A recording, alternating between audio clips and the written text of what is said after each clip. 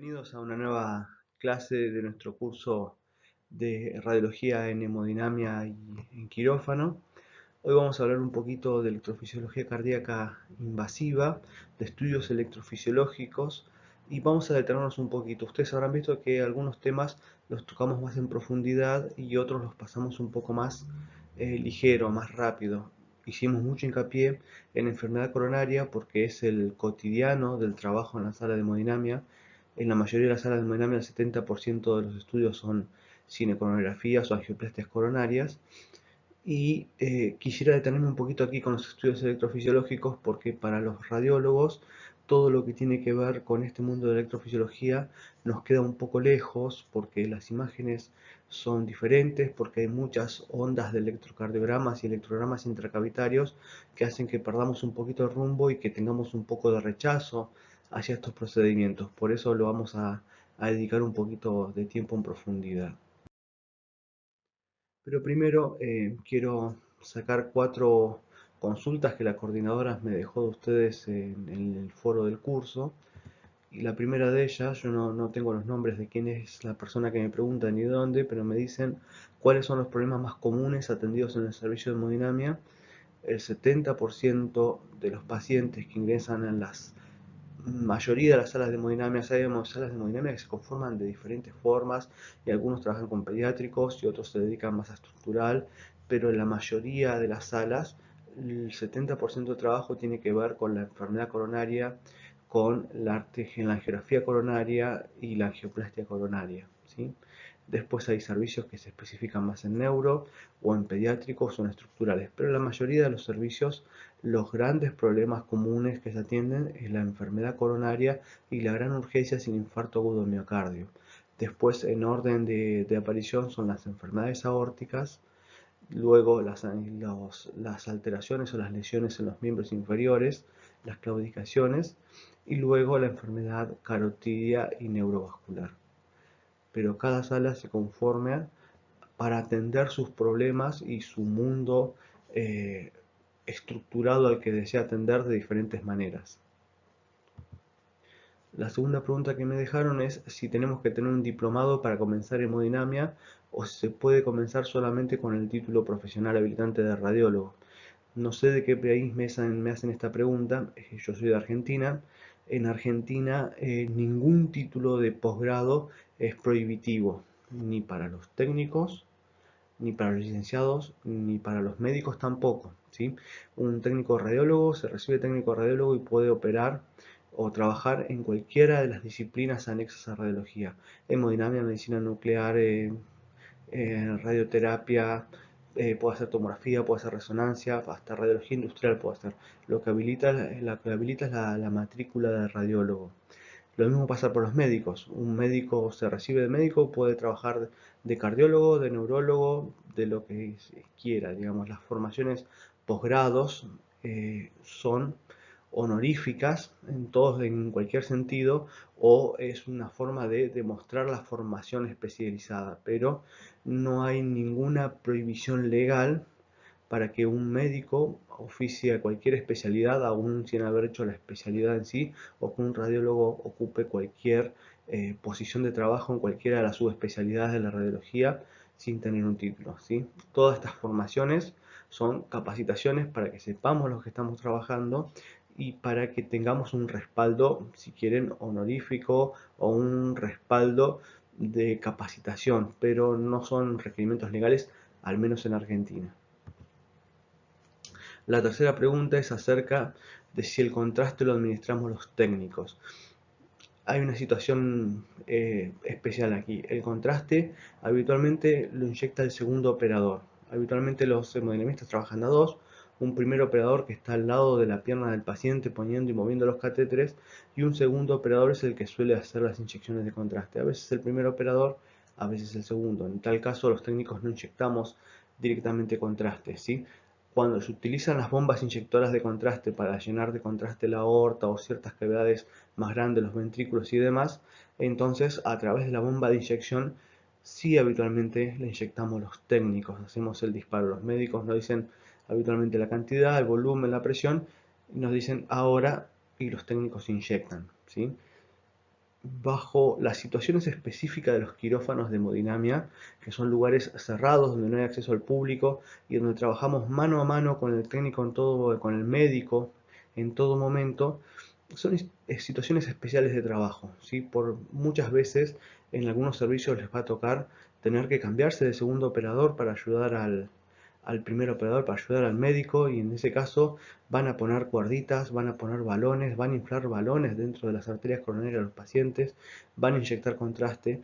Está todo bajo la orden del médico que está al lado de ustedes. Entonces hay todo un cierto resguardo y obviamente todas las complicaciones que surjan, la responsabilidad última es del médico. Así que en esta situación es un poquito diferente a las situaciones de los radiólogos fuera de las salas de hemodinamia, en los servicios de radiología, donde si bien hay el aval de un médico radiólogo, es común que trabajemos solos, ¿sí?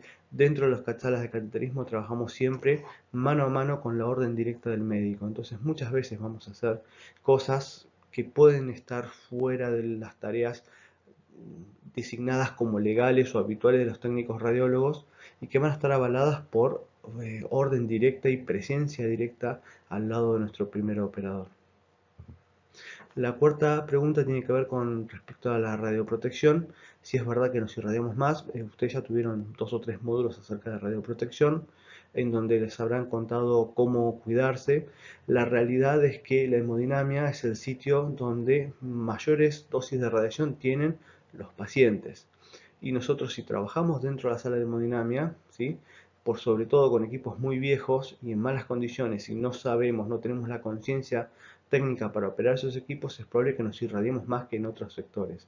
Pero tiene que ver bastante con la tecnología y tiene que ver bastante con nosotros, cuánto sabemos nosotros acerca de cómo cuidarnos de la radiación, ¿sí? Porque los que dosificamos la radiación, los que decimos cuándo cine, cuándo escopía baja, cuántos frames por segundo vamos a aplicar a los cines, qué tan oblicua va a ser esa proyección oblicua. Entonces vamos a empezar a decidir cuánta dosis aplicamos al paciente y indirectamente con ciertas maniobras, como usar bien las cortinas, con usar bien las mamparas, con usar bien los colimadores y las cuñas, con utilizar bien los campos de trabajo, con los detectores de imagen bien cerca del pecho para disminuir la radiación secundaria. Hay todo un montón de estrategias que hacen que las dosis de radiación se reduzcan.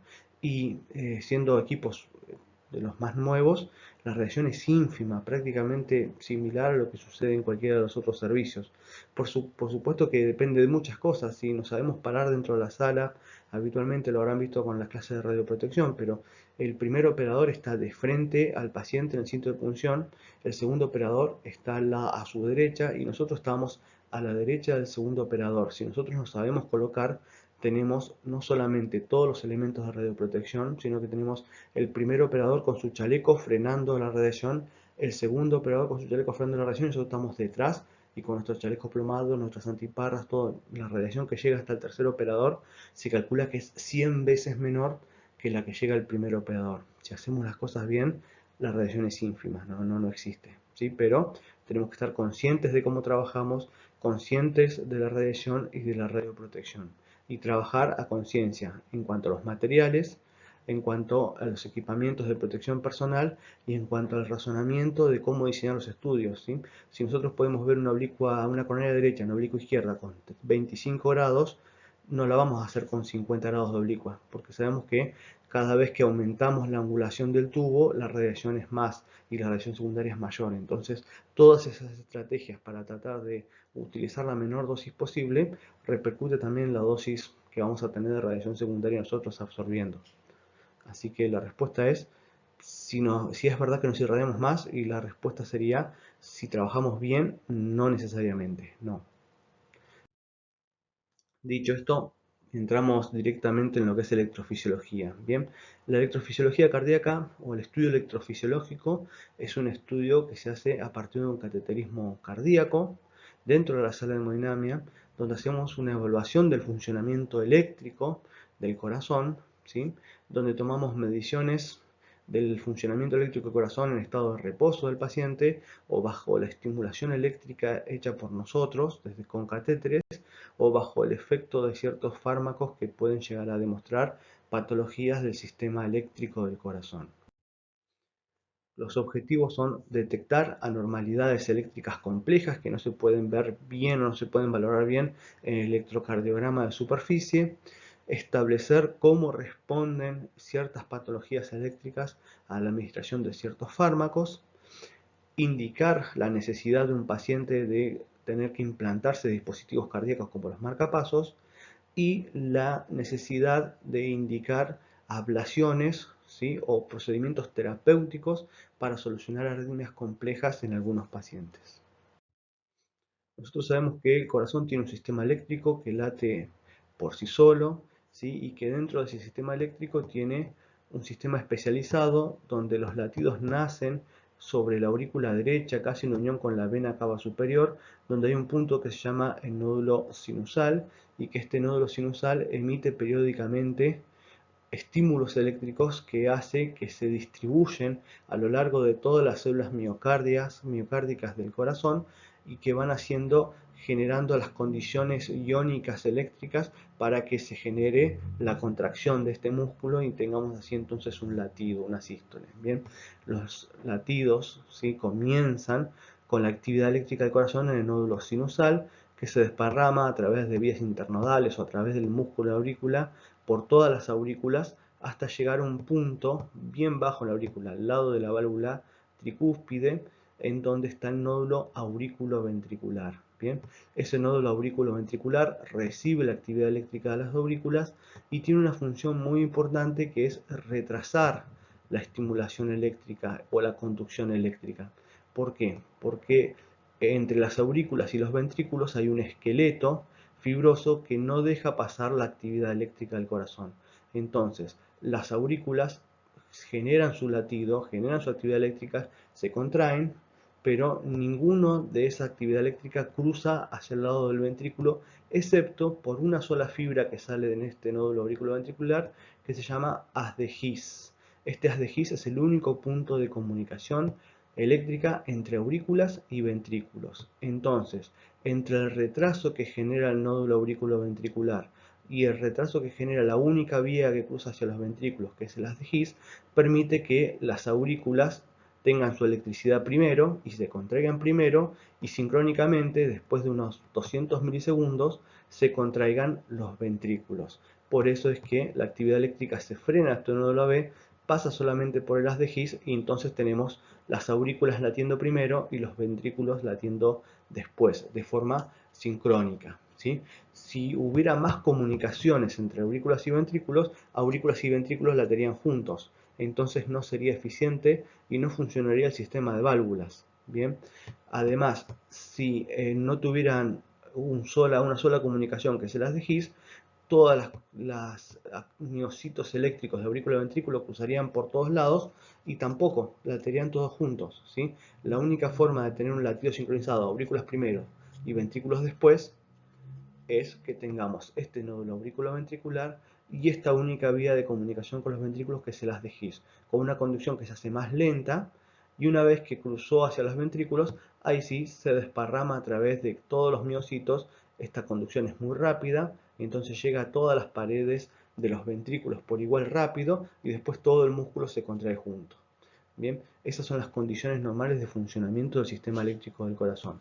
Late el nódulo sinusal, se activa el nódulo sinusal, se activa el nódulo auriculoventricular, se activa las de His, y luego a través de las ramas, rama derecha y rama izquierda de las de His y las fibras de Purkinje, se genera la estimulación o la contracción del ventrículo.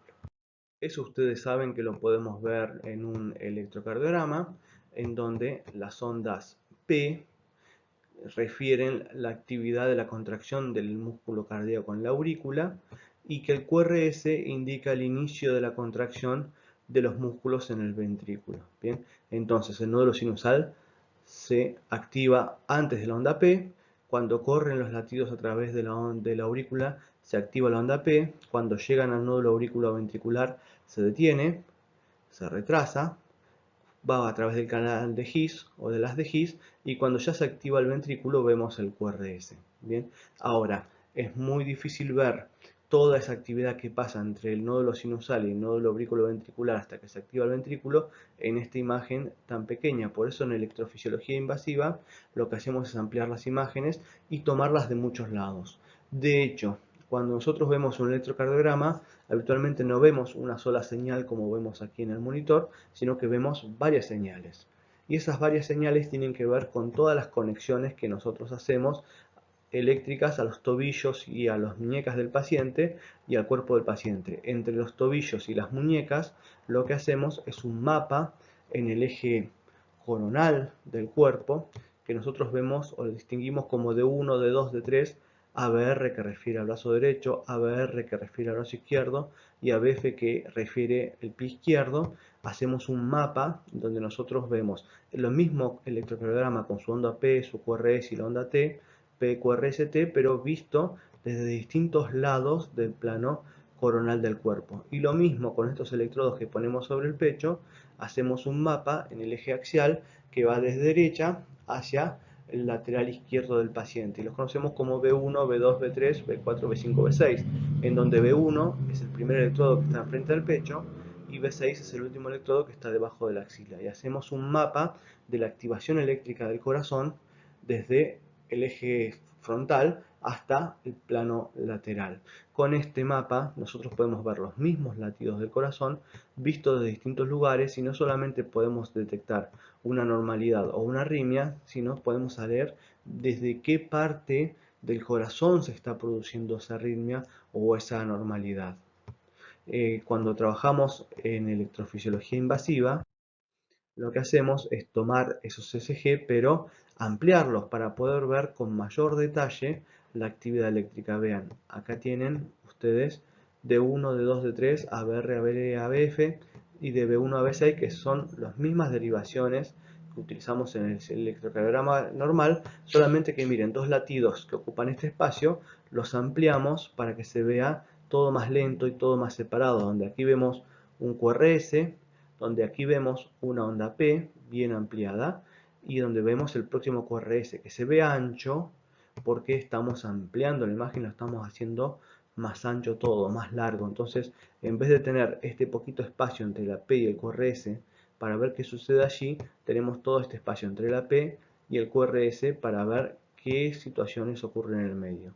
Miramos el corazón desde afuera con el electrocardiograma, pero con una imagen ampliada. Y no solamente miramos desde afuera, sino que además con catéteres desde adentro del corazón, lo que hacemos es mirar esos mismos latidos del corazón, pero desde adentro de las cavidades cardíacas. Entonces sumamos las imágenes que tenemos ampliadas del electrocardiograma de superficie que llamamos nosotros, con esas 12 derivaciones, a distintas señales intracavitarias que nos muestran los catéteres que ponemos dentro del corazón. Esto es electrocardiograma, estos son electrogramas intracavitario y es la base del estudio electrofisiológico, ¿sí? La evaluación eléctrica del corazón con catéteres puestos estratégicamente en distintos puntos del corazón. Entonces, ¿qué necesitamos en una sala de hemodinamia? Necesitamos un angiógrafo para ver dónde ponemos los catéteres dentro del corazón, cómo los manipulamos. Necesitamos un electrocardiograma de 12 derivaciones, como los comunes, ¿sí? Pero con imágenes ampliadas. Pero también necesitamos catéteres invasivos para tomar mediciones eléctricas desde adentro de las cavidades cardíacas estratégicamente ubicados que se conectan a una consola y esa consola transmite también esas señales al monitor de electrocardiograma. Necesitamos, además de esos catéteres de electrofisiología, por supuesto, un gran polígrafo, es decir, además de los monitores de imagen de hemodinamia, necesitamos un polígrafo que tenga las imágenes eléctricas o las señales eléctricas de todo el electrocardiograma y de todos los electrogramas intracavitarios que vamos a generar. Y vamos a necesitar un estimulador eléctrico para poder dar pulsos eléctricos que activen al corazón desde distintos puntos donde nosotros ponemos los catéteres para tratar de inducir arritmias o ver cómo se comporta el corazón a los estímulos eléctricos. Y si vamos a solucionar problemas, vamos a necesitar un ablacionador, que es un dispositivo que quema los puntos anómalos donde hay arritmias para intentar solucionar este problema. Esto es lo que vemos en un polígrafo, en donde vemos las señales del electrocardiograma como B1 o D1 o B1, donde vemos la onda P y donde vemos el QRS y la onda T, pero más estirados, y aquí otra P, otro QRS y onda T, pero también vemos señales con catéteres que producen adentro de la aurícula o adentro de los ventrículos o en el sitio donde está el nódulo auriculoventricular y el haz de His, o adentro de una estructura particular que es el seno coronario, que es una vena del corazón. ¿Sí? Todo ese mapa intracavitario nos permite diferenciar arritmias con mayor especificidad que si solamente la miramos con un electrocardiograma por fuera. Bien, los accesos van a ser los accesos de Seldinger, que ustedes conocen, que habitualmente van a ser vía venosa, porque para llegar a la aurícula derecha nosotros necesitamos pinchar una vena femoral, que habitualmente van a ver ustedes que son múltiples, como son venas, y las venas se pueden comprimir mejor. Podemos poner hasta 3 catéteres en una misma vena, en un mismo sitio punto de punción, ¿sí? Cosa que no podemos hacer en las arterias, pero sí lo van a ver en venas en los estudios electrofisiológicos, hasta 3 catéteres por 3 introductores de Seldinger, ¿sí? Colocados en el mismo punto, en este caso una vena femoral. Bien, como concepto, para hacer estudios electrofisiológicos usamos el angiógrafo, pero no adquirimos con cine, no utilizamos habitualmente contraste, bien, trabajamos con pacientes habitualmente jóvenes, no se utilizan cuerdas para estos catéteres porque estos catéteres no son huecos, no hay que inyectarle contraste, sino que tienen cierta rigidez y se pueden manipular directamente sin cuerdas, ¿sí? Y vamos a tener múltiples accesos venosos para un solo estudio. Bueno, vamos a lo interesante. Cuando nosotros miramos, además de mirar, fíjense, D1, D2 y B1 son derivaciones del electrocardiograma, visto de distintos lados, donde vemos la onda P y donde vemos el QRS que vemos habitualmente. Pero, y aquí la onda T, todo más estirado porque lo miramos más despacio, ¿sí? Con más detenimiento. Además, vamos a poner a través de la vena femoral y la vena cava inferior, llegando a la aurícula derecha, un catéter en la parte superior de la aurícula derecha que nos va a mostrar la actividad de la aurícula. Entonces ese catéter se va a llamar señal de aurícula derecha, donde vamos a tener una señal de electrograma de la aurícula que late cuando empieza a latir la onda P, porque este catéter está muy arriba, está cerca del nódulo sinusal, donde empieza el latido, entonces se activa antes que se active el resto de la aurícula y se genera la onda P. Vamos a tener esta señal auricular, ¿sí? Donde empieza la onda P, pero también vamos a tener un catéter puesto a través también de la vena cava y cruzando por la válvula tricúspide hasta el ventrículo derecho, en la punta del ventrículo derecho, y ese catéter nos va a dar señales eléctricas del ventrículo. Entonces ese catéter del ventrículo derecho nos va a dar señales a la altura del QRS, ¿sí? No va a tener la misma forma del QRS porque este QRS es la señal conjunta de todas las células del músculo ventricular, ¿sí? Porque lo estamos tomando desde afuera, entonces tomamos la actividad eléctrica de todo el músculo. Este catéter va a tomar la señal de 1 centímetro alrededor de donde se apoya, entonces va a tomar la señal de la activación de esas células miocárdicas en donde está apoyado y no todo el músculo cardíaco. Entonces, depende de donde está apoyado, puede salir un poquito antes o puede estar un poquito después, ¿sí? Depende si el punto de activación llega tarde o llega más temprano con respecto a cuando viene toda la activación de todo el músculo, ¿bien? No es un QRS, es la activación, ¿sí? De esas células ventriculares en el punto en donde está apoyado el catéter, en el ventrículo derecho en este caso.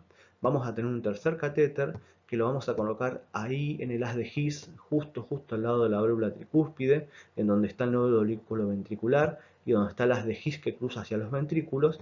Entonces, en ese canal de His vamos a tener todas las señales. Vamos a tener una señal más proximal, que va a ser de la aurícula, de cuando la actividad llega sobre el fin de la onda P, cuando llega aquí, ¿sí? Al nódulo auriculoventricular. Vamos a tener una pequeña actividad eléctrica chiquitita que no la vamos a ver en otras derivaciones, que es la activación cuando cruza la electricidad a través del canal de His o de las de His. Vamos a tener una activación de las de His y luego vamos a ver cuando empieza el QRS la activación ventricular desde la punta del catéter. Es decir, como está parado justo en el medio por donde pasa la actividad, este catéter va a ver señales de la aurícula, va a ver la señal del His, ¿sí? De las de His porque está apoyado justamente ahí, y después va a ver las señales del ventrículo cuando se empieza a activar. El cuarto catéter se pone por un orificio que se llama seno coronario, que rodea el surco de la válvula mitral, de posterior a anterior. Entonces, a través de ese catéter nosotros vamos a poder ver señales del seno coronario, en donde vamos a ver señales de la aurícula, pero también del ventrículo. Si bien no tenemos señales de las de His, vamos a tener señales de la aurícula y del ventrículo. Lo vamos a ver con más precisión. Esto es un poquito donde se colocan los catéteres. Fíjense, por vena cava inferior se coloca un catéter en la aurícula derecha bien cerquita del nódulo sinusal. Después, también a través de vena cava inferior se coloca un catéter cruzando la válvula tricúspide hasta el ápex del ventrículo derecho. Después, un tercer catéter se pone a través de la vena cava inferior, aurícula derecha, justo donde está el nódulo auriculoventricular y el haz de His. Y el cuarto catéter, que a veces se pone por acceso femoral, pero también se puede poner por una vena subclavia o por una vena yugular, ¿sí?, a través de la vena cava superior, y se mete dentro de este orificio, que es el orificio del seno coronario, y que viaja por el surco auriculoventricular izquierdo. ¿Por qué viaja por este surco? Porque por ahí está lo que llamamos el seno coronario. Y el seno coronario, ¿sí?, no es otra cosa. Acá podemos ver la misma imagen y vemos el orificio del seno coronario, ¿sí? No es otra cosa que es el canal por donde drenan las venas del corazón. Ustedes saben que las arterias del corazón se llaman arterias coronarias, que nacen desde la aorta proximal, ¿sí?, de los senos de Valsalva de la aorta proximal, y que rodean, ¿sí?, por los supraaurículos ventriculares al corazón como si fuera una corona. De ahí su nombre de arterias coronarias. Las venas coronarias también rodean como si fuera una corona, pero solamente del lado izquierdo, ¿sí? Y esas venas van desde la punta del corazón hasta la base, hasta una estructura que se llama gran vena o seno coronario. Y ese seno coronario junta toda la sangre venosa del corazón, de la irrigación del músculo cardíaco, y la deposita en la aurícula derecha para que a través del ventrículo derecho y arteria pulmonar vaya a limpiarse a los pulmones. Bien, acá podemos ver catéter en nódulo sinusal, catéter en ápex del ventrículo derecho, catéter ahí al lado de la válvula tricúspide en lo que llamamos nódulo auriculoventricular, haz de His, y catéter, en este caso por vena femoral, metido dentro del seno coronario, buscando la pared lateral del ventrículo izquierdo. En esta imagen ustedes van a ver el seno coronario. Ustedes saben que el orificio del seno coronario está en la aurícula derecha, y que esa vena mayor, que se llama seno coronario, va desde posterior, desde la cara inferior del ventrículo izquierdo, hasta la cara anterior del ventrículo izquierdo, hasta esta vena cardíaca anterior que va al lado de la arteria descendente anterior. Bien, entonces las características de este seno coronario es que está en el surco auriculoventricular. Si lo vemos en otra posición, aquí está el drenaje del seno coronario, y aquí podemos ver, si nosotros retiramos las aurículas, cómo este seno coronario que drena en la aurícula derecha ingresa y rodea toda la válvula mitral, es decir, que viaja desde el borde inferior del corazón hasta el borde anterior del corazón. Es decir, si nosotros ponemos un catéter aquí adentro, podemos ver cómo está entre las aurículas y los ventrículos, en ese surco que se marca, puede ver la actividad auricular para atrás y la actividad ventricular para adelante, y puede hacer un mapa del corazón desde el borde inferior hasta la pared lateral izquierda, hasta la pared anterior del corazón. Si nosotros ponemos un catéter, podemos medir la actividad eléctrica de la cara anterior, de la cara anterolateral, de la cara inferior-lateral o de la cara inferior, ¿sí?, rodeando esta válvula mitral. Y para eso se utiliza este catéter. De esta forma, ustedes pueden ver en la proyección de frente, tenemos 4 catéteres puestos dentro del corazón. Si nosotros hacemos un mapa del corazón, vamos a ver los diafragmas, ¿sí?, hacia los lados, en el medio de la columna, las costillas hacia los lugares. Estamos en una proyección de frente. Esta es la silueta que nos forma el corazón, con los bordes cardíacos derecho y el borde cardíaco izquierdo, en donde tenemos que separar por arriba y a la derecha una aurícula, donde vamos a tener aurícula derecha aquí y aurícula izquierda por aquí atrás, y los ventrículos, donde vamos a tener un ventrículo derecho aquí y un ventrículo izquierdo por aquí atrás. En esta proyección ustedes pueden ver que uno de los catéteres viene por vena cava inferior y se coloca en el nódulo sinusal, Este es el catéter de aurícula derecha. El segundo catéter que ustedes van a ver es el catéter que se pone bien cerquita del septum interventricular y bien cerquita de la válvula tricúspide, que es el catéter de His, ¿sí? De nódulo auriculoventricular, canal de His. El tercer catéter que van a ver cruza el seno coronario para abajo, es decir, que está del lado de los ventrículos, está en el ventrículo derecho. Y el cuarto catéter, que está justo en el surco que divide aurículas de ventrículos, es el catéter de seno coronario. El seno coronario en posición de frente tiene esta imagen. De hecho, la única estructura que puede cruzar en una posición de frente, si nosotros pensamos que de este lado están las estructuras derechas y que de aquel lado están las estructuras izquierdas, ¿sí? Y que no hay comunicación entre cavidades izquierdas y derechas, es decir, todos los catéteres que ingresan por vena cava inferior van a parar a la aurícula derecha o al ventrículo derecho. La única estructura que puede cruzar sin problemas hacia la izquierda, a menos que haya defectos de comunicaciones interauriculares, es el seno coronario. Entonces, el seno coronario tiene esta morfología, ¿sí? Hacia la derecha de la imagen, hacia la izquierda del paciente, y ustedes saben que divide aurículas de ventrículos. En la proyección oblicua anterior derecha, ustedes saben que vemos el corazón de costado, es decir, que a la izquierda nos va a quedar la aurícula y a la derecha nos van a quedar los ventrículos, superpuestos, ventrículo derecho, ventrículo izquierdo, aurícula derecha, aurícula izquierda. Si nosotros entramos por vena cava inferior, lo que vamos a llevar estos catéteres son hacia la aurícula derecha o al ventrículo derecho. Bien, de esta forma, así tenemos la aurícula. Sabemos que el catéter que está en seno coronario separa aurícula de ventrículos. Por debajo tenemos el ventrículo derecho, bien, y en el medio la válvula tricúspide, bien, y ahora sí, bien arriba, bien contra la base de la aurícula donde está el nódulo sinusal, van a ver el catéter de aurícula derecha, esa es la posición que tiene que tomar en oblicua derecha. Luego vamos a ver el catéter que está en His, que tiene la particularidad que va a estar su parte proximal del lado de las aurículas, el nódulo auriculoventricular en el medio y la parte distal del catéter va a estar ya contra el ventrículo. Por eso es que tenemos señales de aurícula, de activación del His y de ventrículo. El tercer catéter, ahora van a verlo bien en el ápex del ventrículo derecho. Esta proyección oblicua derecha es la que nos permite ver qué tan lejos está en la silueta cardíaca el catéter del ápex del ventrículo derecho.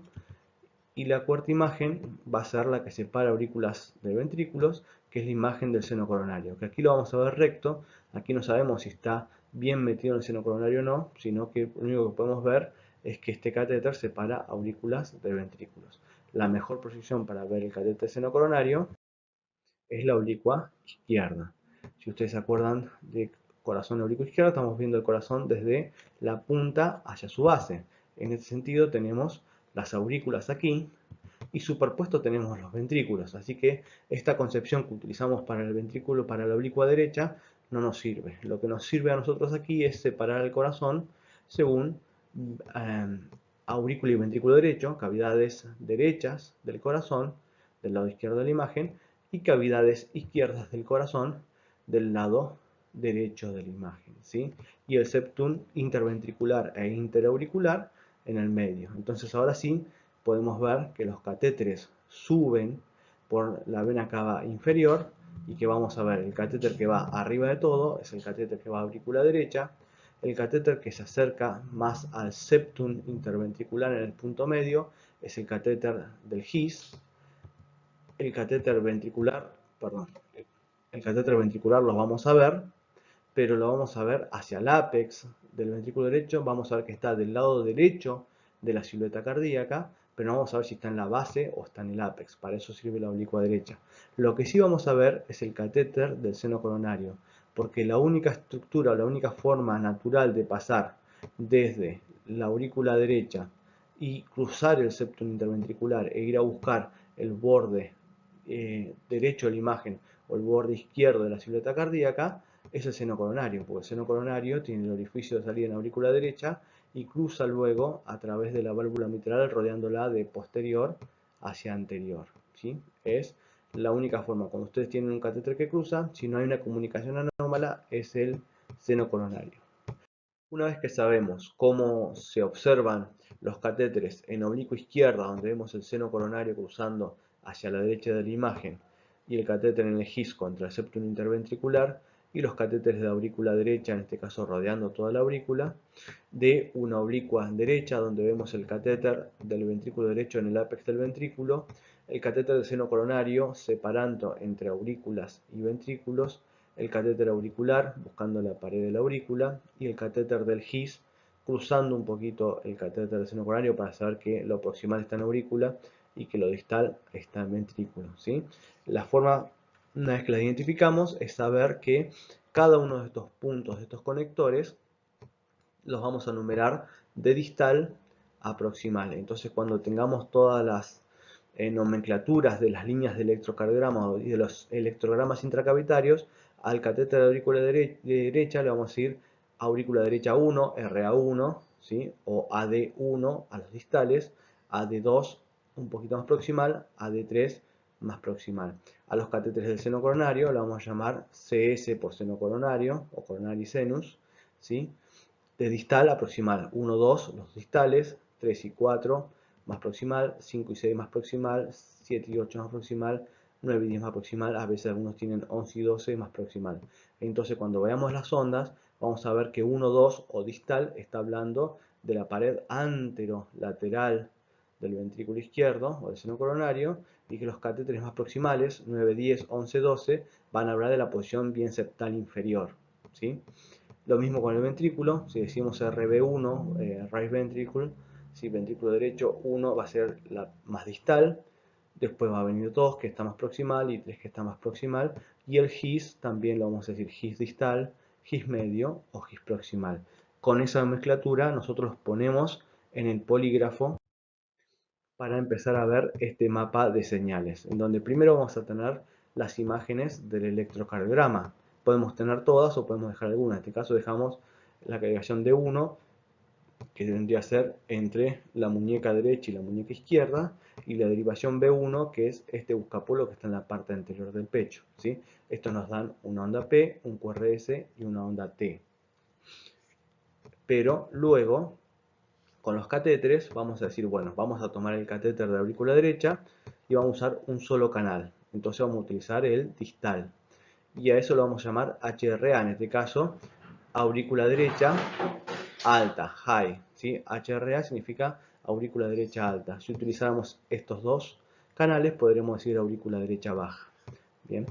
Después vamos a tener, en este caso, el catéter del GIS, donde vamos a tomar, en este caso, dos derivaciones o dos puntos. Uno distal y uno proximal. Entonces vamos a decir GIS distal de, va a ser este último, y GIS proximal va a ser este otro. Fíjense que el GIS proximal tiene más señal de la aurícula y el GIS distal tiene más señal del ventrículo. Luego vamos a tener un solo canal, en este caso para el ventrículo derecho, que si no sería distal, o en este caso RB, ventrículo derecho A, que significa apical, el que más lejos está, que nos va a dar señal del lado ventricular a la altura del QRS. Por último, vamos a tomar los canales, ¿sí?, del seno coronario, empezando por el distal que tenemos aquí abajo, ¿sí?, que sabemos que habla de la pared lateral del ventrículo izquierdo, y lo proximal, CS proximal, que está aquí arriba, va a ser este canal que nos está hablando bien de la cara septal inferior, justo al lado del orificio del seno coronario, ¿sí? En cambio, estos canales del medio nos van a hablar de la posición inferolateral de ese surco. Bien, aquí vamos a ver canales de la aurícula, porque como está en el surco auriculoventricular, vemos señales que vienen desde la aurícula y después vemos señales que vienen desde el ventrículo, ¿sí? Toma primero señales de arriba desde la aurícula y luego señales de abajo desde el ventrículo, haciendo un mapa de izquierda a derecha. Así podemos ver entonces que vamos a tener un catéter en la aurícula derecha cerca del nódulo sinusal, una a la altura del nódulo auriculoventricular y el haz de His, un catéter en el ápex del ventrículo derecho y un catéter a través del seno coronario haciendo todas las derivaciones desde la cara anterior, la cara lateral y la cara posterior, inferior y septal, ¿sí?, de la unión entre aurículas y ventrículos. Entonces, ustedes ven, el latido comienza en el nódulo sinusal, el primero que lo va a tomar es la aurícula derecha alta, que incluso va a caer antes que la onda P del electrocardiograma, ¿sí? Porque está bien alto. Primero se activa este nódulo, lo sensa el catéter y después se activa la aurícula y se contrae la aurícula, ¿sí? Cuando llega el latido hasta el nódulo AB, entonces el haz de His, ¿sí? Vamos a ver en la parte más proximal del haz de His, que está aquí arriba, va a haber la activación de la aurícula un poquito más tarde, ya cuando está en plena onda P. Vamos a ver la activación del haz de His, que es chiquitita porque solamente el haz no tiene músculo, lo vamos a ver aquí, y después vamos a ver cómo se empieza a activar el ventrículo. En cuanto empieza el latido del QRS, ya tenemos activación del ventrículo del haz de His. En cambio, con este catéter puesto en el ventrículo derecho, vamos a ver solamente la activación a la altura del QRS del ventrículo derecho en el ápex. Bien, con el canal de seno coronario vamos a ver, como decíamos, primero la activación de las aurículas, ¿sí? Ya en plena onda P porque está en la parte más baja de las aurículas, y luego cuando se activen los ventrículos, ¿sí? A través de las de His, se van a activar los ventrículos y vamos a tener señales del ventrículo desde la cara lateral hasta la cara septal media, ¿sí? Haciendo todo el recorrido de los detectores que van de distal a proximal. Entonces, el procedimiento que hacemos en los estudios electrofisiológicos con todos estos catéteres colocados, medimos los tiempos de conducción de las fibras miocárdicas de cada segmento del tejido miocárdico, si del músculo cardíaco, evaluamos los periodos refractarios, es decir, cuánto tiempo permanecen contraídos esos músculos y son imposibles de volver a contraer, inducimos o tratamos de reproducir las arritmias que siente el paciente o que sospechamos que puede tener y se realiza un mapa eléctrico del funcionamiento del corazón. ¿Bien? ¿Para qué utilizamos para esto? Solamente medimos señales, pero además hacemos estimulaciones, hacemos pequeños golpes eléctricos dentro de distintas partes del corazón para activar o para imitar arritmias cardíacas o extrasístoles ventriculares o auriculares que puedan desencadenar las arritmias. Estos son los electroestimuladores que nos permiten decir a qué frecuencia, con qué tan grande o pequeños son esos pulsos eléctricos que nosotros vamos a aplicar en alguno de estos catéteres para intentar producir un estímulo cardíaco diferente para ver si podemos inducir o hacer aparecer esas arritmias que normalmente no se ven en el electrocardiograma simple. Bien, con eso podemos hacer técnicas como hacer estimulación programada, es como en este caso, aquí ven las imágenes de onda P, onda QRS y onda T, ¿sí? De electrocardiograma de base, y ven estas espigas, estos son golpes eléctricos que nosotros damos al catéter que está en la aurícula derecha, que no lo tenemos conectado, sino que lo tenemos para estimular, y con esos catéteres estimulamos las aurículas, y esas aurículas conducen al ventrículo. Entonces generamos latidos a la frecuencia que nosotros queremos, ¿sí? Para intentar luego reproducir la arritmia. Esto se llama estimulación programada. Como si fuera un marcapaso cardíaco, le indicamos a este caso a la aurícula, le damos golpes eléctricos para que se estimule y que cree latidos más rápidos de los que tiene el paciente en ese momento. ¿Sí? Otra de las cosas que podemos hacer es aplicar extraestímulos, es decir, venimos con una estimulación programada, en este caso miren el QRS, onda P, onda QRST, y acá empiezan QRS anchos, solitos, porque estamos estimulando en el ventrículo, en este caso el catéter que está en el ventrículo derecho está haciendo estimulaciones programadas, y en un momento determinado le decimos que dé una estimulación programada, pero más pequeña. Fíjense la distancia que hay entre estos latidos, que es siempre la misma, y este que está mucho antes, bien cerquita, hacemos un estímulo para que se estimule el corazón y ver cómo responde ese corazón a este latido extrasistólico que nosotros inventamos, para ver cómo responde el corazón o para ver si podemos desencadenar la arritmia que suponemos que tiene este paciente. Bien, aplicación de extraestímulos. Y entonces, si encontramos alguna de estas arritmias graves, ¿sí? Que están subyacentes, que simplemente a simple vista no se pueden ver o no se pueden documentar, lo que hacemos es aplicación de radiofrecuencia para generar ablación. Entonces es la continuación terapéutica de los estudios electrofisiológicos, ¿sí? En donde detenemos el origen de la conducción eléctrica o la conducción eléctrica, ¿sí? Anómala en un determinado punto del corazón, que es la que está produciendo una arritmia, ¿sí? Al aplicar esta radiofrecuencia, quemamos el tejido que está alrededor de la punta del catéter que estamos utilizando, entonces inutilizamos o necrosamos ese tejido e impedimos que ese tejido pueda transmitir la conducción eléctrica o generarla, ¿sí? Entonces al quemar estos focos o puntos estratégicos podemos terminar con una arritmia. Eso es lo que hacemos nosotros y se llama ablación por radiofrecuencia de arritmias cardíacas. Bien, para eso necesitamos un equipo que se llama ablacionador, ¿sí? Que se pone un parche como electrobisturí en la espalda del paciente y que con el catéter que ponemos adentro generamos un arco entre el catéter y el parche con un equipo que se llama emisor de radiofrecuencia que haciendo pulsos de radiofrecuencia con determinada impedancia, determinada temperatura y demás, quemamos ciertos puntos del tejido miocárdico por donde sabemos que se originan las arritmias o donde sabemos que sirven de paso o de conducción obligatoria para que esa arritmia exista. Entonces lo quemamos y solucionamos el ciclo de la arritmia.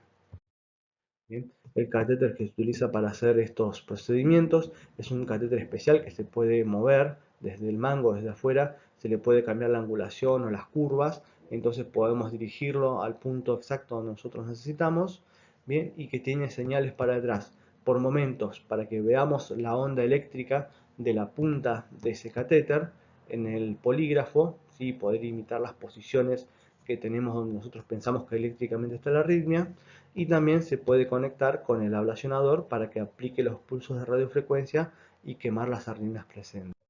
¿Bien? Entonces, ¿cómo es la técnica de ablación? Colocamos catéter de electrofisiología, ¿sí? Se ubican en el sitio exacto de la arritmia, el catéter deflectable, es decir, que se puede mover, se puede cambiar de posición, ¿sí? Imita la posición radiológica por radioscopía del lugar donde nosotros vemos con el otro catéter que está la arritmia. Buscamos con este catéter conectado al polígrafo un electrograma intracavitario que sea bien parecido al catéter que está más cerca de la arritmia o a la posición de la arritmia. Se aplican pulsos de radiofrecuencia, se quema el punto ese donde creemos que está o pasa la arritmia, y una vez que está aplicada la radiofrecuencia y que pensamos que logramos quemar ese segmento del miocardio, hacemos otro estudio electrofisiológico para ver si pudimos solucionar esa arritmia o si sigue estando y necesitamos hacer nuevos pulsos o quemar en distintos lugares para intentar resolver esa situación de arritmia compleja. Bien, este es el canal del ablacionador que por momentos puede darnos señal, igual que todos los otros catéteres, ¿sí? En este caso, fíjense, parece que está en el seno coronario, ¿sí? Está cerquita del nódulo AB, y que cuando lo cambiamos para quemar toma esta imagen bien ancha, que quiere decir que está funcionando el ablacionador y que está quemando la arritmia cardíaca. Bien. ¿Para qué utilizamos esto? ¿Qué es lo que hacemos en el día a día en los estudios electrofisiológicos? Medimos cuánto tarda el impulso a pasar por el canal de His, porque eso nos dice en algunos pacientes que van a necesitar marcapasos o no. Y después medimos o trabajamos sobre las taquicardias paroxísticas sinusales, sobre los aleteos auriculares, sobre la fibrilación auricular y sobre las taquicardias ventriculares, habitualmente las idiopáticas. Estos son los 5 campos de trabajo del día a día en la sala de electrofisiología y los vamos a repasar brevemente. Bien. Lo primero que hacemos es la evaluación del GIS. Para hacer la evaluación del GIS, ustedes saben que tenemos, en este caso, miren, dos canales de electrocardiograma en D1 y en D3, donde tenemos onda P, onda QRS y onda T, onda P, onda QRS y onda T. Y después tenemos un catéter puesto en la aurícula derecha, en el canal de aurícula, y tenemos dos catéteres puestos, o perdón, un catéter con dos señales del GIS. El GIS proximal, es decir, en este punto, y otro que toma las señales del GIS distal, es decir, en este punto. Fíjense que el canal del GIS distal ve únicamente el ventrículo y ve la activación del GIS. En cambio, el proximal en este caso ve la activación de la aurícula, la activación del GIS y la activación del ventrículo. Entonces, se toman mediciones, que acá están hechas, desde la activación de la aurícula, ¿sí? Hasta el canal de GIS, hasta el GIS, y desde el GIS hasta la activación del ventrículo. Esas mediciones se toman, ¿sí? Y tenemos idea de cómo es la conducción a través del nódulo auriculoventricular y canal de GIS. El AH de la aurícula hasta el GIS es entre 45 y 125 milisegundos y el HB o GIS hasta el ventrículo tiene que ser entre 22 y 52 milisegundos. Y este es el más grave. Cuando está muy extendido el HB, entonces suelen tener indicación de implante de marcapasos cardíacos estos pacientes porque tienen mucha probabilidad de progresión de bloqueo auriculoventricular, es decir, que se corte o que deje de transmitir la conducción a través del canal de His, ¿sí? De las de His. Entonces, si la actividad eléctrica no se comunica a través de las de His, no se comunica por ningún lado, porque el resto de las aurículas están separados del resto de los ventrículos. Si se cortara este haz de His y no transmitiera más conducción, no pasan los latidos auriculares hacia el ventrículo. Entonces tenemos latidos auriculares, pero el ventrículo no va a tener latidos y la sangre no se va a mover. Bien, eso se llaman bloqueos auriculoventriculares. Bien. Los pacientes con HB largo tienen indicación de implante de marcapasos. El segundo punto que vamos a ver son las taquicardias paroxísticas sinusales. ¿Sí? ¿Qué son? Son taquicardias rápidas, es decir, corazones que laten rápido a más de 100 latidos por minuto, ¿sí? Que tienen un QRS angosto. ¿Se acuerdan en la clase de electrocardiograma que decíamos es regular, es irregular, QRS angosto, QRS ancho? Las taquicardias paroxísticas sinusales suelen ser regulares y con QRS angostos, ¿sí? Y rápidas taquicardias. Bien. Y se llaman paroxísticas porque inician de golpe solitas y terminan de golpe solitas. Bien. Dentro de esto lo que miramos nosotros es el electrocardiograma sinusal, vemos la onda P, vemos el PR y la distancia que hay entre el QRS y la P, y que hay entre la P y el QRS, bien, y miramos, pensamos en qué puede ser. Puede ser una taquicardia auricular, de algunas raras, pero la mayoría de las veces para electrofisiología nosotros pensamos en tres patologías. La patología, la enfermedad de Ward-Parkinson-White, sí que es una vía accesoria, lo vamos a ver, las vías accesorias que son ocultas o las reentradas nodales. Esto es una TPS, es una taquicardia, ¿sí? Latidos rápidos muy seguidos. En este caso, si tomamos 300 a 170, 180, 190 latidos por minuto, ¿sí? Bien rápidas, regulares y con el QRS bien finito. ¿Bien? Nosotros pensamos en Ward, Parkinson White, vías ocultas o reentradas nodales. Si pensamos en el Ward Parkinson White, lo que pensamos es una vía accesoria. Hay un canal, además de las de His, hay un canal que comunica fibras miocárdicas entre aurículas y ventrículos. Es decir, que la conducción eléctrica pasa no solamente por nódulo AB y A de His, sino que también cruza a través de este fascículo que se llama fascículo de Kent habitualmente, entre aurículas y ventrículos. Es decir, se escapa la actividad eléctrica y se activa el ventrículo, ¿sí? por, por otra vía que no es la única vía adecuada para que pasen los latidos. ¿Bien?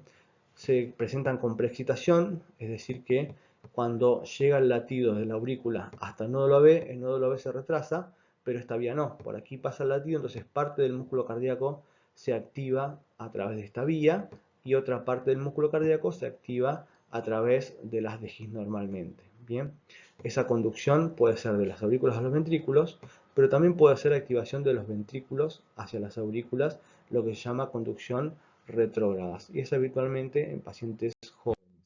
Viene esta animación en donde vemos cómo se activa primero el nodo sinusal, se activa la aurícula y el latido pasa a través de las de His, pero también pasa por este haz de Kent, ¿sí? Generando doble activación, por un lado por el nódulo AB y por el otro lado por el haz de Kent. ¿Sí? ¿Qué ocurre? Cuando hay una extrasístula, una condición que se genera en el ventrículo, tenemos la posibilidad de que la conducción, ¿sí? De esa arritmia se haga a través del fascículo de Kent, pero en sentido inverso, que se active primero el ventrículo y a través del ventrículo se active la aurícula y se genere un ciclo de reentradas. ¿Ven? En este caso, extrasístole genera que el latido cruza al revés, entonces se hace un circuito, una reentrada donde los latidos entran por el haz de Kent, activan el ventrículo por el haz de His y otra vez empiezan a circular. ¿Sí? Esas arritmias por reentrada generan la taquicardia paroxística sinusal que estamos comentando y se produce por un haz de Kent en lo que llamamos mecanismo de Ward-Parkinson-White. ¿Sí? Es una vía accesoria, ¿ven? Que hace un circuito que hace que el músculo cardíaco lata muy rápido porque circula entre los dos sistemas de cruce entre las aurículas y los ventrículos. El normal, el haz de His, y el alterado, que es el fascículo de Kent. Bien, así es como se ve una taquicardia paroxística sinusal cuando el paciente está teniendo la taquicardia, pero cuando está en reposo nosotros vamos a ver algunas cosas un poco raras. Vamos a ver que la onda P está bien cerquita del QRS, es decir que el PR es cortito, ¿sí? Porque enseguida que pasa la aurícula ya se empieza a activar el ventrículo. Entonces, por eso vemos que el QRS es más ancho que lo normal y que empieza en lo que llamamos una onda delta. Empieza con esta primera onda porque hay una parte del músculo que se empieza a activar sin esperar cruzar por el nódulo auriculoventricular. Esta imagen, onda delta y PR corto, son características del Ward-Parkinson-White de la conducción anterograda de estas vías anómalas. Estas vías de comunicación entre aurículas y ventrículos, que no debería existir, pueden estar pasando, fíjense aquí está el seno coronario, ¿sí? A través del borde izquierdo del corazón, laterales izquierdas, pueden estar del medio, lugares septales, o pueden ser del lado derecho. Si son del lado derecho, nosotros podemos poner un catéter de ablación en la aurícula derecha y quemarlo con facilidad, pero si son del lado izquierdo, nosotros no tenemos cómo entrar para quemarlas, ¿sí? No las podemos quemar a través del seno coronario porque es una vena y la podemos perforar, es decir, que quemarlo desde el lado del músculo. Es decir, que tenemos que meternos a la aurícula derecha, a la aurícula izquierda, perdón, o al ventrículo izquierdo, ¿sí? Si nosotros queremos meternos al ventrículo izquierdo, entonces tenemos que hacer una punción por una arteria, ir por la arteria aorta, cruzar la válvula aórtica hasta el ventrículo izquierdo, como si fuera un ventriculograma izquierdo, y ahí con el catéter deflectable pararnos sobre donde está el fascículo y quemarlo. Y si tenemos que hacerlo desde arriba, anterograda, lo que tenemos que hacer es ir hasta la aurícula derecha por vena y hacer una punción transeptal, que ya la vimos en la clase pasada, cruzar a la aurícula izquierda y desde ahí con el ablacionador quemar cerca de donde nos marca este catéter seno coronario, que está la arritmia, el fascículo de Kent. Bien. Fíjense, cuando hacemos el estudio electrofisiológico, nosotros vemos el electrocardiograma con la onda P y con el QRS. ¿Sí? Si vemos la aurícula, se activa a la altura de la onda P. Acá vemos el GIS con la aurícula, la conducción del GIS y el ventrículo. ¿Sí? Y cuando vemos el seno coronario, vemos del lado septal que está separado aurículas de ventrículo. Pero miren lo que pasa cuando nos vamos hacia el lado lateral.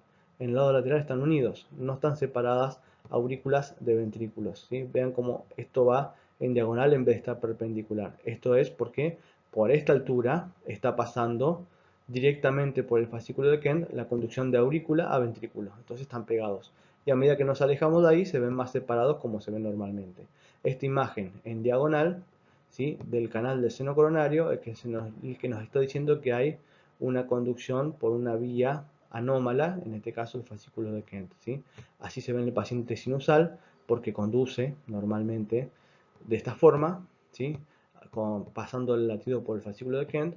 Así se ve el paciente cuando estamos haciendo estimulación ventricular. ¿Sí? Otra vez vemos cómo pasa en diagonal, ¿sí?, por los canales del seno coronario, y cuando está haciendo TPS la señal siempre es la misma.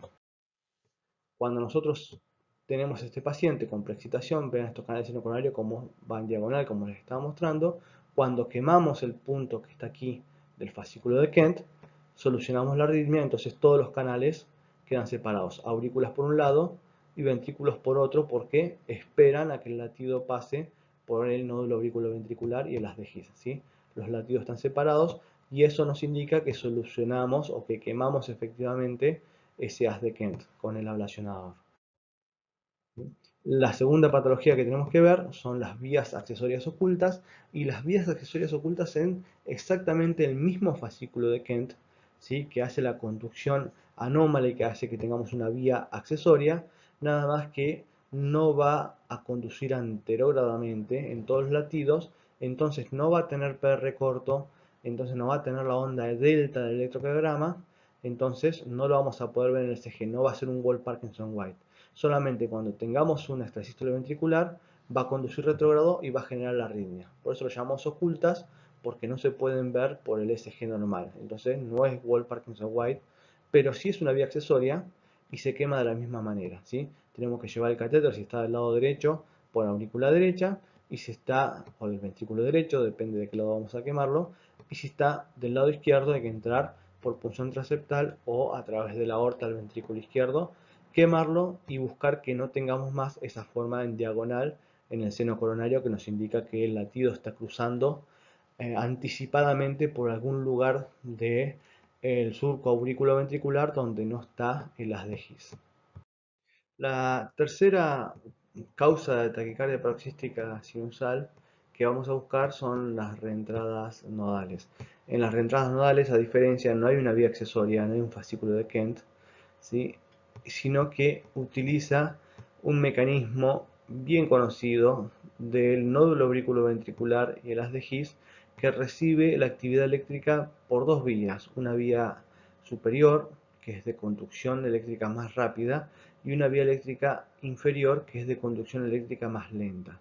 En condiciones normales, las dos vías reciben la actividad eléctrica, circula por la más rápida, que es la vía superior, la vía rápida, y se genera el latido. Cuando la vía lenta, que va circulando más lento, llega hasta las de His, este ya está activado por la vía rápida y ahí termina la inducción del latido auricular. Cuando se genera un latido auricular ectópico, es decir, un extrasístole ventricular, después de un latido auricular propio, ¿sí? Ese latido extrasistólico activa otra vez las dos vías y probablemente la vía rápida puede llegar a quedar obstruida porque todavía está el latido en el His, pero la vía lenta, como va circulando despacio, para cuando llega a las de His, este ya está nuevamente disponible, genera un latido y también está disponible la vía rápida, por lo cual el latido retrocede por la vía rápida, activa la aurícula, vuelve a generar la vía lenta, vuelve a conducir, genera otro latido y hace un circuito entre vías lentas y vía rápida, un mecanismo también de circulación de reentrada que llamamos en electrofisiología, en donde cada reentrada genera un latido ventricular haciendo la taquicardia paroxística sinusal y circulando entre vía rápida y vía lenta. Esto es un corte de una aurícula derecha, donde podemos ver la vena cava superior, con a esta altura donde está el nodo sinusal, y la vena cava inferior, por donde llegamos con los catéteres, ¿sí? Aquí tenemos la válvula tricúspide que nos comunica con el ventrículo derecho. Este es el septum interauricular, con la ventana oval que ya vimos en cardiopatías estructurales. Y aquí arriba vemos ese punto, es el nódulo auriculoventricular, ¿sí? El nódulo auriculoventricular conduce las de His allí por el tabique interventricular hacia los ventrículos y recibe actividad eléctrica de dos vías, de una vía rápida superior y de una vía lenta que está por aquí dentro del tendón de Torado, en este triángulo que se llama triángulo de Koch, ¿sí? Se genera la vía lenta que permite en situaciones especiales que se genere una reentrada nodal, ¿sí? Reentran los latidos entre vía rápida y vía lenta dentro del nódulo auriculoventricular y eso va disparando latidos al ventrículo. Bien, esto es una representación del nódulo auriculoventricular, este puntito que vemos ahí, cómo cruza las de His de las aurículas a los ventrículos y cómo recibe ramas rápidas, vías rápidas y vías lentas por debajo con diferente velocidad de conducción, lo que permite en ciertas situaciones de extrasístole auricular que se genere una reentrada y que cada círculo de la reentrada libere un latido hacia los ventrículos. Bien. Este es un mecanismo de las vías de reentrada. El mecanismo principal del mecanismo de reentrada es que tiene que tener una extrasístole auricular, una P después de un QRS, y cuando se genera la reentrada vamos a tener ondas P ocultas en el QRS o por detrás del QRS. En este caso miren un QRS y en vez de tener la onda P aquí como tenemos normalmente, tenemos el QRS y luego la onda P. El QRS y luego bien cerquita la onda P. ¿Sí? Cuando el latido circula por la vía lenta, el QRS está justo detrás de la P, ¿sí? Y tenemos una conducción larga hasta el próximo latido. Cuando la conducción se hace por la vía rápida, entonces el PR es corto. Si cambia el PR, podemos tener un PR cortito, como es normalmente por la vía rápida, o un PR bien largo cuando conduce por la vía lenta. Bien, el salto de vía, que es el cambio entre PRs cortos y PRs largos, es un indicador de la reentrada nodal existente. Por eso nosotros vamos a hacer habitualmente en estos pacientes estimulaciones programadas. Miren, generamos un latido con este canal de estimulación que genera un latido en la aurícula, que genera una onda P, y acá vemos la activación del canal de la aurícula, y si tomamos el tiempo hasta que ese latido llega hasta el ventrículo, vamos a ver que es de un determinado tiempo, ¿sí? En el latido siguiente generamos un latido en la aurícula y vemos que el mismo tiempo tarda en activar el ventrículo. Cuando hacemos una estimulación, un extraestímulo, es decir, una activación de la aurícula, pero en menor tiempo del que hacíamos antes, es decir, una extrasístole auricular.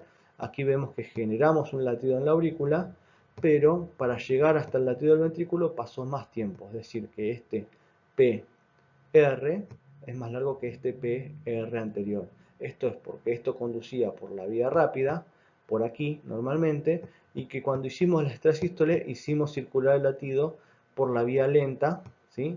Y mostrando el salto de vía hacia una conducción por vía lenta, ¿sí? Esto es demostración de la posibilidad de estar ante una reentrada del nódulo AB. Estos pacientes, esto es como se posicionan el catéter de ablación bien cerquita del nódulo AB, en ese triángulo de Koch, y se quema la vía lenta para que no haya más conducción por vía lenta y no haya más posibilidades de reentradas nodales. Es un procedimiento peligroso porque si quemamos el nódulo auriculoventricular as de His, entonces ya no hay comunicación entre aurículas y ventrículos y ese paciente va a necesitar un marcapasos definitivo. Bien, entonces tenemos que evitar quemar el nódulo AB y quemar solamente la vía lenta y no la llegada por la vía rápida. Bien, por eso hay que ser muy precisos con estos procedimientos. Eléctricamente, una vez que estamos bien cerca del nódulo AB en el triángulo de Koch, ¿sí? Para quemar esa vía lenta, nos posicionamos con el catéter de ablación, que sería el rojo en este caso, en una posición donde se vean aurículas y ventrículos, como si estuviéramos en el catéter de las de His, y tenemos que buscar que la señal ventricular sea más grande que la señal del lado auricular en un rango de 1 a 3, un tercio del QRS o de la onda ventricular, un tercio tiene que medir la onda auricular para más o menos estar en una distancia prudencial para quemar cerca del nódulo AB, pero no quemarlo. Y este es el ritmo que tenemos que tener cuando nosotros encontramos que quemamos efectivamente o calentamos cerca del nódulo AB, que es lo que llamamos un ritmo activo de la unión. Son QRS rápidos, solos del paciente, no están estimulados por nosotros, sino que son del propio paciente.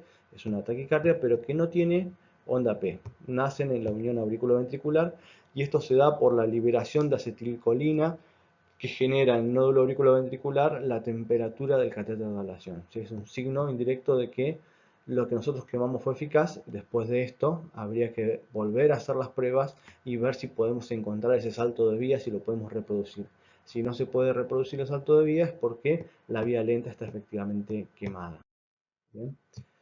El segundo grupo de patologías que tratamos dentro de la electrofisiología cardíaca son las taquicardias ventriculares, ¿sí? Los mecanismos pueden ser diferentes. El de reentrada, ustedes ya lo vieron, un latido que circula, como en este caso, ¿sí? A través de tejido miocárdico que puede estar dañado o afectado por distintos motivos y que va generando muchos latidos ventriculares por cada latido auricular.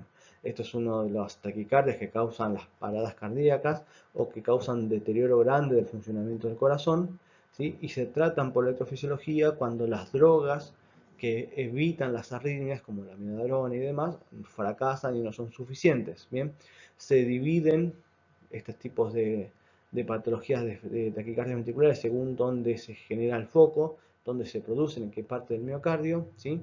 Para poder tratarlas por catéter y quemar estas arritmias tienen que ser monomórficas, es decir, tienen que tener una sola forma, tienen que ser siempre iguales, se tienen que poder reproducir, ¿sí? Siempre de la misma forma, para saber que el foco es uno solo y que el lugar por donde circula es uno solo, porque si no podríamos pasarnos todo el día quemando distintos puntos si fueran multifocales, porque se está formando distintos puntos. ¿Sí?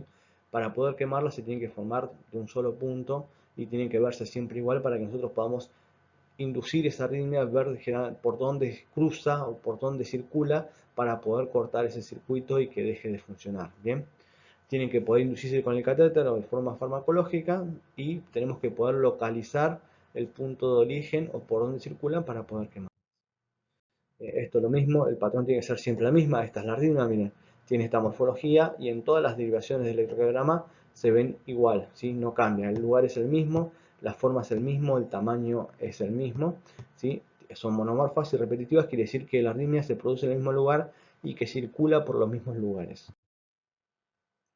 En el electrocardiograma de 12 derivaciones nosotros buscamos para tratar de entender si esas arritmias se están generando en este caso el tracto de salida del ventrículo derecho o el tracto de salida del ventrículo izquierdo, utilizando estas señales que les decía que funcionan como un mapa del corazón del electrocardiograma, donde nosotros estos latidos podemos ver si se están originando en la parte de abajo del corazón, en la parte de arriba, en la parte izquierda, en la parte derecha. Con todo esto hacemos un mapa y podemos precisar el lugar de origen. Y con eso podemos ir a estos procedimientos que son procedimientos de mapeo tridimensionales. Ahora vamos a ver cuando veamos fibrilación auricular que en los procedimientos de taquicardia ventricular nos permiten hacer un mapa de activación para saber dónde se genera y por dónde circulan estas arritmias, ¿sí? Estos mapas de color nos dicen por dónde va más rápido y por dónde va más lento el latido, ¿sí? Nosotros sabemos que en este caso la arritmia está circulando por aquí y que si queremos quemar deberíamos quemar la parte por donde circula lento la arritmia para evitar que se perpetúe el ciclo de la arritmia. Bien, con estos mapas podemos localizar dónde quemar. ¿Sí? En estos casos, pues fíjense en los sitios que tienen necrosis, que están grises, que no tienen activación, y por dónde circula la arritmia, en este caso de muchos focos, alrededor de ella. Una vez que sabemos en qué punto quemar, podemos hacer una ablación de tipo endocárdica, donde metemos el catéter, en este caso habitualmente suele ser en el ventrículo izquierdo, entonces a través de la aorta, pinchando una arteria femoral, vamos con un catéter de ablación a través de la aorta, de la válvula aórtica hasta el ventrículo izquierdo, nos posicionamos eléctricamente en el lugar donde sabemos que está la arritmia y aplicamos pulsos de radiofrecuencia para quemarla, o bien, ¿sí? En este caso tienen una ablación, ¿sí? Visto por el mapeo 3D y visto aquí con los catéteres endocárdicos, ¿sí? Quemando el sitio donde se da la arritmia. En este caso, fíjense, tenemos un catéter por seno coronario, un catéter arriba, un catéter abajo. Este paciente tiene un cardiodesfibrilador implantado y hay un catéter de ablación que se pone bien, este aquí, que se pone bien cerquita del punto donde nosotros encontramos el origen o el sitio adecuado para quemar esa arritmia ventricular, ¿sí? Pero también puede ser que esa arritmia haya que quemarla desde afuera del corazón, desde el lado epicárdico, para lo cual hay que hacer una pericardiocentesis, es decir, pinchar, ¿sí? Por debajo de las costillas, por debajo del esternón, pinchar al espacio que queda de pleura y de pericardio por fuera del corazón y ir con un catéter por fuera del corazón a buscar el punto de la arritmia. En este caso, miren, un catéter puesto por adentro del corazón, ¿sí? Hasta el lugar del miocardio donde está la arritmia y con un catéter yendo por fuera del corazón a través de una punción pericárdica, ¿sí? Subsifoidea, nos paramos en el punto del músculo del lado afuera donde vimos la arritmia y quemamos por fuera la arritmia. Así que se puede hacer de forma endocárdica o se puede hacer de forma epicárdica. Bien, en este caso vean ustedes, acá tienen un catéter puesto por vena aurícula derecha, por vena cava inferior, aurícula derecha, ventrículo derecho, ¿sí? Tracto de salida ventrículo derecho, ahí está posicionado el catéter desde el lado de adentro, bien, y del otro lado van con un catéter que está por fuera, por el pericardio, ¿sí? Hasta el punto del miocardio, en el mismo lugar, pero del lado de afuera, para quemar esa arritmia. Y también tiene puesto un catéter a través de la aorta para teñir la arteria coronaria y ver que el punto donde van a quemar no cruce justo la arteria coronaria, pues la pueden perforar. ¿Bien? Entonces queman la arritmia desde el lado de adentro o desde el lado de afuera, endocárdico o epicárdico. La tercera para el grupo de patologías que vamos a ver son las patologías auriculares, que se dividen en aleteos auriculares o fibrilación auricular. El aleteo auricular es una patología donde circula, ¿sí? La conducción eléctrica a través de la aurícula, ¿sí?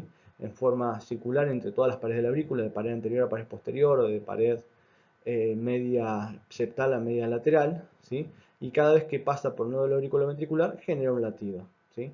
Entonces genera una arritmia recurrente donde hay 1, 2, 3 latidos auriculares por cada latido ventricular. Bien, este es el tipo de arritmia, ¿sí? En donde ustedes ven cómo gira hacia un lado o hacia el otro el latido dentro de la aurícula. Depende de cómo circule esa conducción eléctrica perpetuada dentro de las aurículas. Nosotros lo podemos mapear con un catéter electrofisiológico y si es adecuado podemos quemar uno de los pasos por donde cruza esta arritmia para evitar que siga girando constantemente. ¿Bien? Para eso se utilizan dos catéteres, un catéter en la aurícula, ¿sí? Que tiene muchos detectores y que lo ponemos todo rodeando la aurícula, ¿sí? De distal a proximal y que nos permite ver la aurícula por su cara ventricular derecha y por su cara septal, y ponemos el otro catéter en el seno coronario que nos va a permitir mapear la aurícula del lado izquierdo. Bien, además este paciente tiene un catéter puesto en el canal de His, bien. Y a partir de eso, con los catéteres auriculares, que son estos que estamos viendo aquí, ¿sí? Nosotros podemos ver como si fuera una vía accesoria, cómo los latidos circulan de un lado hacia otro, ¿sí? Entonces podemos hacer un mapa de circulación, ¿sí? Si circula sentido horario o antihorario, de por dónde está corriendo esa arritmia, ¿sí? En este caso tenemos la onda P y ven que todo esto es aurícula, ¿bien? Recién el QRS, el ventrículo, se está dando a esta altura, ¿bien?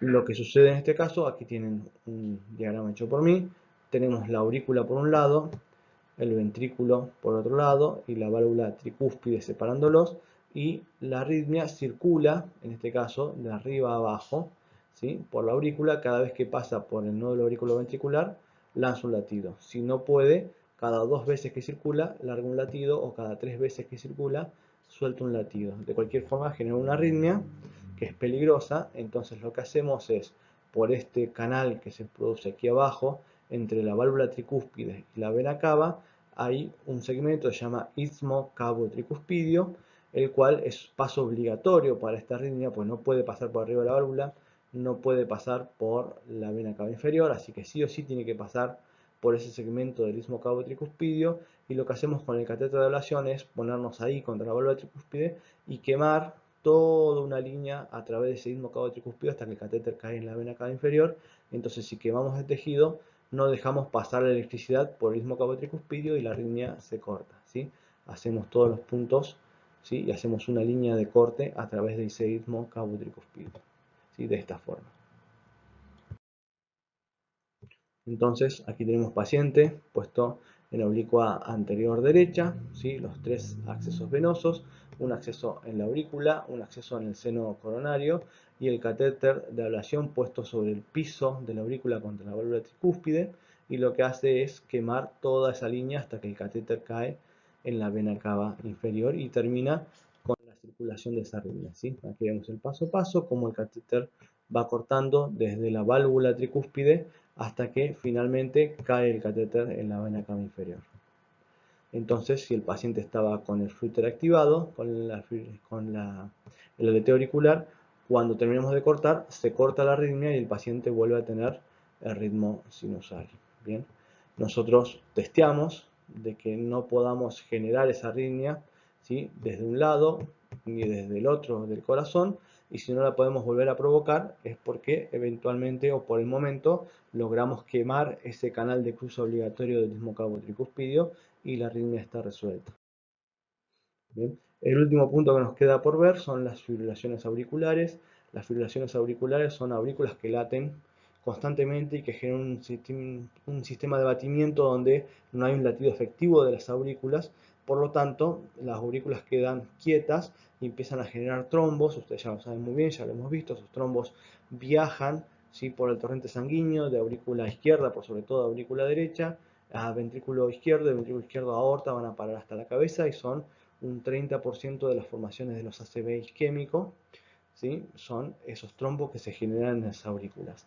Estas aurículas se tratan anticoagulando a los pacientes, pero en los pacientes en que queremos dejar de anticoagularlos por distintos motivos o restaurar su función auricular, lo que podemos hacer es quemar el origen de esas fibrilaciones auriculares, esas arritmias auriculares. Bien.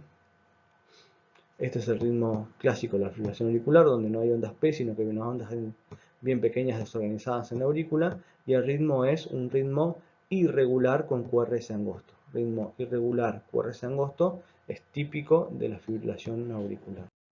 ¿Bien? Para esto se utilizan sistemas avanzados de mapeo, ¿sí? Que es un sistema que mapea el corazón de dos formas, por un eje electromagnético y por actividad eléctrica. En cuanto al electromagnético, lo que hace es una mesa que tiene 3 imanes y un sensor en el medio de la mesa que permite detectar a esos imanes, y a la vez se pone un imán dentro de un catéter que va dentro del corazón del paciente. Entonces, nosotros podemos tener en todo momento conocimiento a partir de esos imanes y ese detector en dónde está posicionado el catéter espacialmente en cada momento. Por eso podemos hacer un mapa de la estructura de la aurícula derecha o de la aurícula izquierda, ¿sí? En estas arritmias. Pero además, ¿sí? Si ese catéter va midiendo la activación eléctrica en cada punto en los que toma medida, el catéter o la computadora no solamente sabe dónde está el catéter en cada momento, sino sabe también qué tan rápido pasa la electricidad por ese catéter en ese punto con respecto al electrocardiograma en cada latido. Entonces se pueden hacer mapas de activación fisiológicas del corazón, ¿sí? Esto es un catéter, cada uno de estos un imancito y cada uno de estos es un detector que detecta actividad eléctrica. Entonces, como con este sistema de imanes la computadora sabe dónde está el catéter en cada momento, puede hacer un mapa de la forma, en este caso, de esta aurícula izquierda. Y no solamente puede hacer un mapa de cómo es la aurícula izquierda, sino que puede hacer un mapa de cómo se activa la aurícula izquierda y en este caso hace un mapa de cómo se generan las arritmias dentro de esa aurícula izquierda, ¿sí? Porque tiene los mapas de activación de por dónde va corriendo el latido auricular en esa arritmia auricular, que en este caso parece un flúter auricular, está como circulando alrededor de la aurícula. Bien, si nosotros detectamos dónde están las arritmias, podemos hacer, ¿sí?, distintas intervenciones para quemar los pasos de esa arritmia y intentar que no se produzcan más. En el caso de la fibrilación auricular, está habitualmente conocido que el ostium de las arterias, de las venas pulmonares que drenan la aurícula izquierda, ¿sí?, tienen habitualmente el sitio de génesis donde se provocan esos latidos anómalos en la aurícula izquierda que generan los latidos ectópicos que producen la fibrilación auricular. Entonces, el concepto es, si detectamos que la activación eléctrica, como en este caso se da en las venas pulmonares, nosotros podemos quemar con calor o con frío alrededor de las venas pulmonares y excluir esos latidos anómalos que queden en las venas pulmonares y que no lleguen nunca a la aurícula izquierda, de forma de que podamos curar la fibrilación auricular en este paciente. ¿Bien? Lo que se hace es, a través de una punción transeptal, llevar un catéter que mide activación eléctrica, ¿sí?, al sitio puntual o del mapeo o el sitio puntual de las venas pulmonares, y con un catéter de ablación que se puede quemar con calor o con frío, ¿sí?, quemar y hacer círculos alrededor de esas venas pulmonares para excluir la actividad eléctrica en esos puntos. Entonces, si la arritmia se genera en las venas pulmonares, que no cruce la activación eléctrica a esa aurícula para que no se produzca la fibrilación auricular.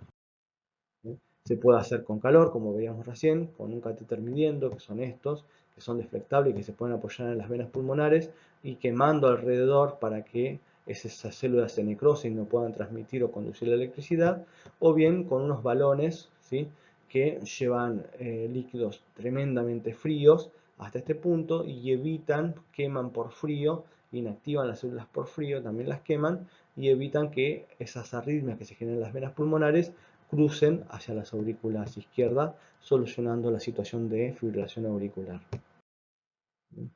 Esto es un procedimiento en donde pueden ver que aquí sí pusieron catéteres, ¿sí? Este catéter obviamente está por vena cava inferior, aurícula derecha, cruzando punción transeptal a aurícula izquierda, y de la aurícula izquierda tenieron la vena pulmonar superior izquierda, superior derecha, la vena pulmonar superior izquierda, la tenieron con contraste, la vena pulmonar inferior derecha y la vena pulmonar inferior izquierda. Una vez que están localizadas, se ponen los catéteres y se quema alrededor para excluirlas. Bien. Esto es un poquito la riega radiológica, está el catéter, y aquí está el catéter de ablación para quemar, ¿sí? Y si no, con el sistema de cartografía se hacen mapas, que también se puede hacer mapas de dónde se van aplicando los pulsos de radiofrecuencia para ir quemando y excluyendo las venas pulmonares de la aurícula. Seguido esta parte vamos a hablar un poquito de los dispositivos cardíacos implantables.